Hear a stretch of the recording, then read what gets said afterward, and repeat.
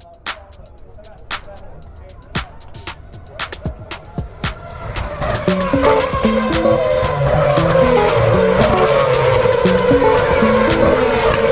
guys, welcome back to the Grid Sisters podcast. I'm Tess. And I'm Lauren. And today we are sorting the drivers into Hogwarts houses for our all gas, no summer breaks.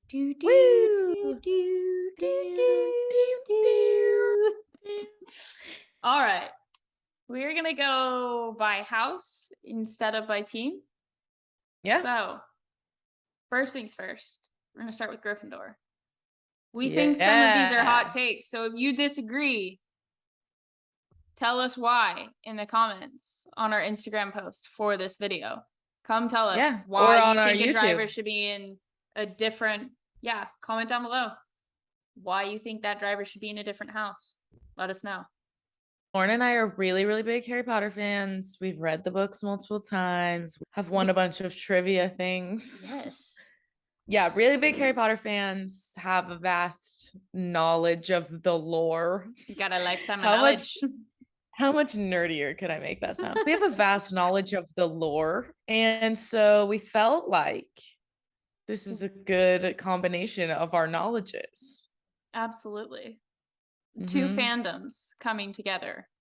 Exactly. At the end, we will reveal our own Harry Potter houses. We're going to wait till the end? Okay. Yes. Yeah. But I want you guys to guess in the comments. Yeah, try and guess in the comments on our YouTube before we say at the end. Yes. Okay. Starting off with Gryffindor. Hot take here. Who do you think our first Gryffindor is going to be, Tess? It's my favorite person in the whole world besides Harry Styles. It's Daniel Ricciardo. Now, the reason behind Daniel Ricciardo being a Gryffindor for us is because he embodies to us like Fred and George Weasley energy. He is courageous. He is brave, but he is also mischievous and funny, but not in a spiteful way or in any smiles and like whatever through the anger. Like he is just Mr. Positive, but he also is very brave and headstrong. And to me, that is a Gryffindor. Okay. What are his specific qualities that you think make him a Gryffindor? Are there any besides that? I think, like you said, brave. He's like very courageous, gets down on himself sometimes too, because I think sometimes we forget that that's also a trait that a lot of Gryffindors can have, is sometimes they can be a little bit down on themselves. Hard on themselves. Yeah, hard on themselves. Yeah. I think you said everything. He's just, all right. Okay, next. Our next one is also a hot take. I have Max Verstappen as a Gryffindor because I don't really, like, he has so much passion and courage. And like, I feel like intensity is the right word here. For me, I think that there's an intensity that Gryffindors have that is very different than the intensity that Slytherins have, because they have a lightness to their intensity. Like Max Verstappen is a very intense person, but he has a light, giggly, like energy to him that is very different than some of the Slytherins on our list. Yes. Next take for Gryffindor. This might also be controversial. I don't know why though. Oh, well, we did. I think we hummed and hawed about this a little bit. Mick Schumacher. Yeah, so Mick Schumacher, we have going under Gryffindor. We weren't sure if you would go Hufflepuff, but yeah, I think we agreed. He's a Gryffindor. I think he has too much of his father in him to be a Hufflepuff. I think he's a Gryffindor. I think he has that drive and that passion and that fire inside of him. It's just kind of waiting to be awoken in a little bit of like, like a Neville Longbottom kind of way. Yes, exactly. And I think that it's hard because a lot of people assume that the really, really like nice, sweet golden retriever drivers have to be Hufflepuffs like Daniel or Mick. But I just think that there's too much intensity behind them. And there's just a difference between them and the people we have on the Hufflepuff list. Yes, Like I would yes. agree. So they're Gryffindors. Yes. I would agree. There's one more. Pierre Gasly. Pierre Gasly. So And why do you classify him as a Gryffindor, Tess? so we actually went a little back and forth on this because We I was like, did. it depends on the day. For me, it's Yeah. like he's a Gryffindor or a Slytherin. It really just depends on the day. Yeah. Because he, I think, is a very intense person, in my opinion. But also, yeah, I see him as courageous and brave and kind and those things. But the reason I saw Slytherin in him is because he does have a bit of cunning to him and like deep ambition and things like that. But I don't think that that's his main trait. We can give him a Harry Potter situation. Yeah. He is more Gryffindor than Slytherin, and I think that's why he falls there. What would you say makes Pierre Gryffindor? Yeah, I think we were talking about the lightness that comes with the passion and the drive as opposed to, and I think Pierre has that lightness to him. Yeah. That Yeah. not necessarily that we don't see with the other drivers, but there's a difference between like ambition and like something to prove and passion and just like pure like love and like yes. So I think there's something slightly different there. And I think Pierre falls more under the passion and the just love of the sport than the people we have in Slytherin. Also, we do not think of Slytherin negatively in this house. No, Slytherin is not a negative house. Some of our favorite drivers ended up in there. So yeah. All right. Ravenclaw. So first under Ravenclaw, which I think could also be a little bit controversial, I have Sergio Perez. Yes, Checo. I think Checo is a Ravenclaw. I know a lot of people would classify him as a Hufflepuff. I don't let think he's you just lead on this one because I don't know. I just think Sergio is like he has this intelligence to him and like this just smart drive behind him that I think I would slot him into Ravenclaw before I'd slot him under Hufflepuff. Personally. All right. Next on this list, also our mom's favorite slightly driver. Controversial and dad's, I think. Yeah. Is Carlos Sainz. Carlos with the magical hair. I think Carlos with Red Hot Chili Pepper Sainz is a Ravenclaw. I think he's got those wheels turning. I think he's bright, cunning, but not Slytherin cunning. And I put him under Ravenclaw. What do you think?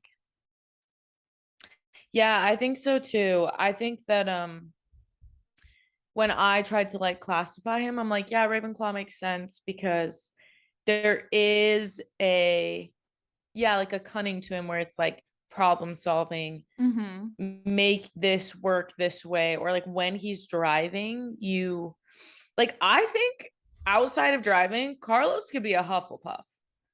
But when you include his driving and his driving style and the way that he is as a driver, which is obviously a big part of this, they're professional to who they are as people. I think that is where his Ravenclaw comes out because he's like always gears are turning. How can I be the best? Did I make it this time? What needs to be different? Blah, blah, analytical. Yes. Yes. Okay, the next one I have on this list, and Tess disagrees, is Esteban Ocon. I disagree. Tess, where do you think Esteban Ocon should be? Esteban Ocon is a Slytherin. No, he's not. The only other thing I could put Esty Bestie under is Hufflepuff. I think, though. Sorry, I literally am the only person on the planet that thinks this, but seriously. We cannot get me started on my Esteban Ocon criminal talk again. We need to look. Esteban back Ocon to him being is a Ravenclaw. Smart cookie. He's analytical as well. I slot him under Ravenclaw. If you slot him on like somewhere else, comment down below why you think he's a different house. These are not if you hard and agree with fast. Tess If you and he Oh didn't my- think he's a criminal. Okay. On to our Okay. next Ravenclaw.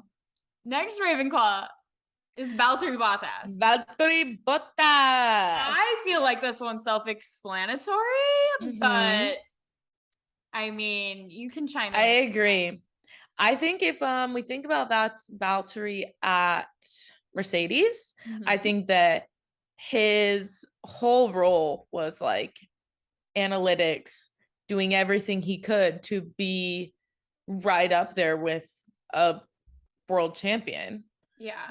And I just think he's so, you cannot drive at a team like Mercedes for as long as he did and be as good of a driver as he was and not have gears turning that way, like not be analyzing things, figuring things out. And I think that he brought that. Yes, he brought that to Alfa Romeo. Like we saw when he was at Mercedes in, I believe it was Sochi, and he gives Max Verstappen the toe. So Max Verstappen goes in second because Valtteri Bottas knows that third place is going to give him a better line towards turn one on the track.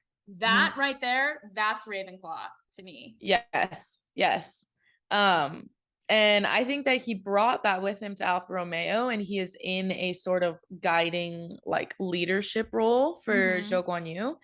And yeah, I just think it shows. I think that he's definitely a Ravenclaw to me. Strategic, analytical, and he's working things out. He's always working something out in his head. Yeah. Him and his little bucket hats. Hiding in his big brain. All right. Next on the list of Ravenclaw, Kevin Magnuson. I did not know where to put K-Mag because I was like, you know what? There's something a little sneaky about him. I'm not sure. I don't get where you're getting sneaky from. The only other house I'd put Kevin Magnuson in, personally, is Gryffindor. I can see him being in Gryffindor. There's just something about him that is just like, but it's because he has that little like intensity and like little bit of cunningness to him that I put him in Ravenclaw. He's he's a smart cookie. I understand the Ravenclaw placement there. Okay, and the last one is Zhou Guanyu. Zhou Guanyu. I put Zhou Guanyu as a Ravenclaw because he's also quite analytical and just like has that intensity and that drive, but not in the same way as Slytherin does. Yeah, I agree. I think he's a perfect fit for Ravenclaw. He is smart in business decisions. He is well rounded. I don't know. Yes. I'd say that's what well-rounded. Like he's a well-rounded It's his driver. Rookie season and he has done really well. Obviously he's had bad luck, but when he's had his chances where his luck hasn't stopped him, he's capitalized on worked really hard. He's showed his cunning and we love it. Okay, moving on to Hufflepuff. Hufflepuffs are also not frowned upon in this house. No. We have some Hufflepuffs in our family. We love them for their loyalty. Yeah. Okay, so Hufflepuff. My very first Hufflepuff is Alex Albon. Albano. Now, Alex Albon is a Hufflepuff because of like his beautiful, bright energy that he just brings everywhere. Big smiles, red hair. Yeah, his absolute love for animals, the same way like we see a lot of Hufflepuffs leaning towards like nature and so which helmet was it, the one with his animals on it? Oh yeah, was that at Silverstone? I want to say it was Silverstone, and then he was out. So then it was like animals. It was a circle with all his animals on it, even his horsey. I was like, that's pure Hufflepuff energy right there, and I'm here for it. He has so many kitty cats. I know. Yeah, he's so sweet. So the next one, and Tess disagreed with me on this, was Charles Leclerc. Because he just has this loyalty. I'm honing in on the traits of the houses. I agree with the loyalty to Ferrari. He has loyalty into the he's very loyal to the people in his life. He has he honors other people in his life. He just embodies Hufflepuff to me. The only I other see house it. I would slot him in is Gryffindor. Yes, I see it. There are pieces of him as a world championship title runner that just scream Gryffindor to me. Yes. But also Not enough this for me. it goes back to like our conversation about winning mentality. And it's not necessarily that he doesn't have it, but I just think his personality has so much less intensity. He also just has like a lot of soft spots, I feel like. Mm-hmm. And not that Gryffindors don't, because I would say Daniel Ricciardo also has a lot of soft spots, but just in Yeah. different ways. Daniel Ricciardo, however, can hold an intensity that Yes. Charles doesn't. Charles is like a little baby, and everybody just wants to give him a hug. Baby. No, I mean like in like a cute way where Okay. you're like, you're just so squishy and sweet. Yeah. Like, and so that's very Hufflepuff to me. I would agree. Okay, my next Hufflepuff, this is another one that could be controversial, is Sebastian Vettel. I And think Sebastian I just think Vettel is a Hufflepuff. has to go here.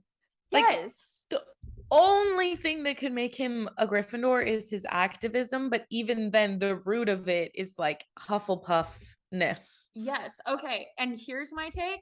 Sebastian Vettel is the Cedric Diggory of the Formula One world. Okay. He's the could have been Gryffindor, but he is a Hufflepuff. Yeah. Mm-hmm. Exactly. Yeah. And maybe like, even if we think about Seb as like two different beings, like Red Bull Seb when he was a lot younger, he could have been considered Gryffindor. Oh, yeah. And I was even going to say that. I think like people's houses can morph and change over time too, a little bit. But I think we keep our roots and maintain like the things that we value and what's important to us. And I think Sebastian Vettel's values Are more very Hufflepuff than Hufflepuff. Gryffindor. Yeah, I Yep. agree. Yep. Our last Hufflepuff is Widow Yuki. Yuki is most definitely a Hufflepuff. 100%. He's just like, guys, I just want to own a restaurant. I love to eat food everywhere I go. And Pierre's my boyfriend. He's so cute. I know. Like, obviously, he's an angry Hufflepuff. Those like exist though. I know him over the radio. Just all the time. We're like, you know what? Go off, Yuki. You got things to say. I love it. He is a Hufflepuff for sure. And last but most definitely not least, Slytherin. Slytherin. I feel like these are going to be what people are like angry about the most. Really? I think But that there are a couple that, yeah. I want to once again go over Slytherin's traits. They're not evil. They're cunning. They're resourceful. They're ambitious. And they're very like multifaceted, meaning they can like be in very many different situations. So first off, for Slytherin, we have none other than George Russell. This man oozes ambition. Ambition. He has class. Goals, and he is getting them. Yes.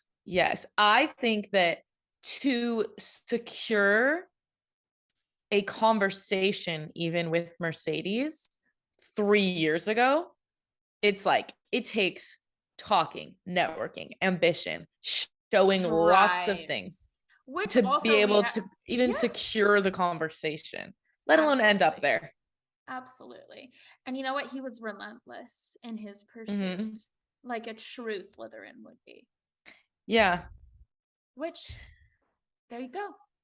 Next up on the list we have, and I feel as if this needs no introduction considering what he's already done, Fernando Alonso. I mean, the man is, he's got his elbows out.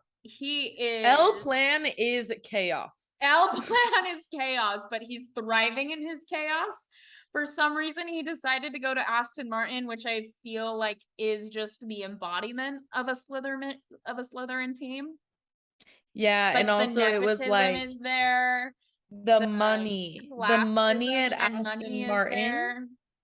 I feel like it's very outward, like the exterior Slytherin So Um, I think Fernando Alonso's move right. says a lot because I think he will get money from Aston Martin that he would never have gotten from Alpine because Aston Martin wants a world champion, To whatever. They want them drive as an alongside ambassador, blah, Lance. blah, blah.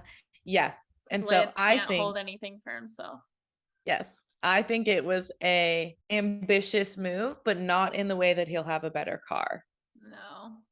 Yeah, it was an ambitious career move for his wallet, Yes. Okay. but still Slytherin. Next up is Lewis Hamilton. I feel like this one doesn't need introductions. Lewis Hamilton is also a really ambitious person. And when you hear Mm-hmm. and talk about Lewis's past and how he's gotten to where he is, you can see the ambition, the drive, the relentless pursuit we were talking about with George is very Mm-hmm. much in Lewis. Lewis has like, we're talking all gas, no brakes here. That is this man. To Mm-hmm. a T. He said failure is not an option, and Lewis said this is how 7-time we're world champion. succeeding. Too bad it will be 8. It will be I 8. will not leave till it's 8. I will not leave till it's 9. I'm ready. Like, put me in, coach. Let me Exactly. drive. I'm ready to go. Yeah. Exactly. Lewis is, even though he never needed to prove anything, he also felt like he did. And Yeah. he did a lot of proving. Yes. Yeah, I agree. Lewis Hamilton, Slytherin, 100%. 100%. Maybe Okay. even head boy. Oh, he's a Slytherin prefect. Mm-hmm. That's how I'm feeling. All right. This next one, I think it's I controversial, I think so too. but Tess, do you disagree with it? I guess like at first I did because I think I have a slightly different view of Lando being his same age. And also I'm very invested in Lando's like other pursuits that aren't driving. And so I see him in other lights. Yeah. But the more we've like talked about it, I really do think I agree with it now. So Lando Norris, ladies and gentlemen, we believe is a Slytherin. Hear Mm-hmm. us out here. Okay. First of all, we need to comment on the fact that Lando Norris is a Scorpio. So he's already in. Look, He made it Scorpios in the club immediately. breed. Slytherins and Scorpios, like we kind of hold hands. Okay. It's just it's one of the things. Mm-hmm. The man's passionate about what he does, whether that be golf or driving an F1 car. He's also ambitious in the fact that Yes. how many businesses does he have now? He is capitalized on his success Mm-hmm. from the get-go, which is a very Slytherin move. Yeah, definitely. I think he's made a ton of smart business decisions. I think McLaren is a historically prestigious Formula One team. He has secured a spot there until 2025. He has an amazing relationship with his boss. I think Lando will either stay at McLaren until he wins a championship with them, or he will move up to a team that wins him a championship. I think Lando will be a world champion because he won't stand for it a different way. Yeah. Like that is how I view him. Like he's like, that's just what's going to happen. Like I will make it happen. And I think that Lando, he like has this very funny, relaxed, Hufflepuff energy when he's like singing on the radio, making little jokes. He's like, his laugh is so cute and he just like cries when he laughs and whatever. But there is just such an intensity and drive to him that is different. It is Slytherin. So I do agree with it. Definitely. All right. This one should come as no surprise, considering he also drives for the most Slytherin F1 team on the grid, and that's Lance Stroll. Lance Stroll is Draco Malfoy, and Lawrence Stroll is Lucius Malfoy. There is no question about it. Lance Stroll walks into the paddock with all the arrogance that you can only have when you grow up with a billionaire father. The same way Nikita Mazepin did last year. Lance Stroll walks in on a cushy, no GP pressure. weekend and says, "We should be surfing. The weather's too good." When he's, lucky to be on the grid. And that, ladies and gentlemen, is why Lance Stroll is a Slytherin. I don't really know that it has anything to do with ambition. It's more to do with the nepotism side of things. Well, I mean, I think that ambition is bred in him, but I don't think it's about ambition of being a good driver. There's a prestige No. with being a Formula One driver. There's money Yes. that comes with it, and it's Yes. ambition there. Yes. Absolutely. All right. And last but not least, Call it we have an Nicholas allowance. Latifi. It's a big allowance. Last but not least, we have Nicholas Latifi as a Slytherin. Tess hates Nicholas Latifi also with a burning passion. I'm not his biggest fan. Nicholas Latifi's also a bit of a nepotism baby. It's another reason he falls in there. Not quite as much as Lance Stroll with the Lucius Malfoy bit, but you know, can I just call him Pansy Parkinson? Yeah. He's just annoying and just kind of like entitled and not very good at what he does. Isn't not a good enough driver to be on the grid, in my opinion, whatsoever. There are plenty of a bad name. Yes, there are plenty of F2, F3, W series drivers that I think are much, much more qualified to be in that Williams seat than he is. And he's getting paid their big bucks, and he does not deserve it, in my opinion. And he really thinks that he does. When he talks in interviews, he's like, yeah, it was just like the balance, and it was like this thing, and it was like whatever, and like this person when they were driving was like in my way, or like this thing about the car, and like I really thought I had it this weekend. I'm like reality check. At least Alex isn't like it's so crazy. It's I was never my 19th fault in a Williams.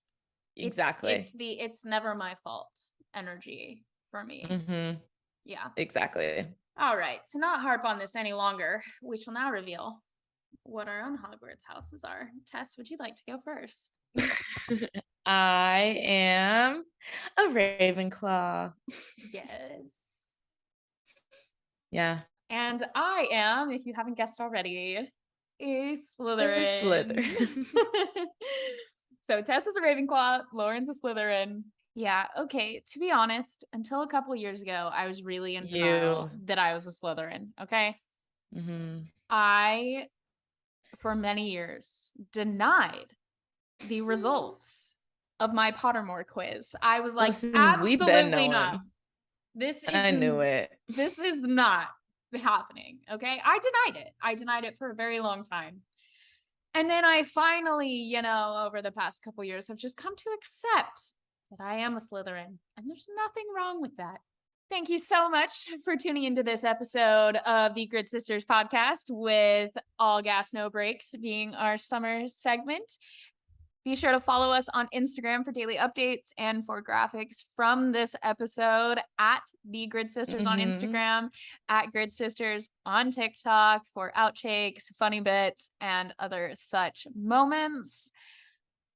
If you have any questions, feel free to comment on this video on YouTube, comment on our Instagram, or shoot us a DM. Either Tess or I will be answering your questions personally. Yeah, let us know if you have any different opinions about the drivers. Yes, let us know what your Hogwarts house is. Yeah, tell us what your Hogwarts house is. Absolutely. All right. Thank you so much, you guys, for tuning in. We will see you tomorrow with another episode of All Gas No Brakes. This will be 2 drivers and 2 teams. Who you think would win? Tune in tomorrow to super excited play. All right. Bye, guys.